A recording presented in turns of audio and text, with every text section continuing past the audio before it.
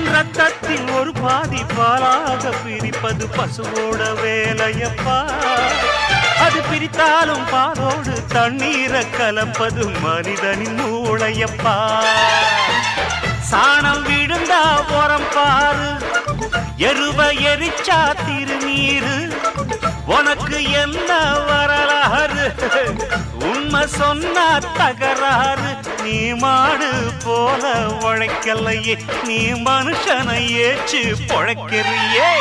வந்தேண்ட பால்காரன் அடடா, பசு மாட்டை பத்தி பாட போறேன், புது பாட்டு கட்டி ஆட போறேன்.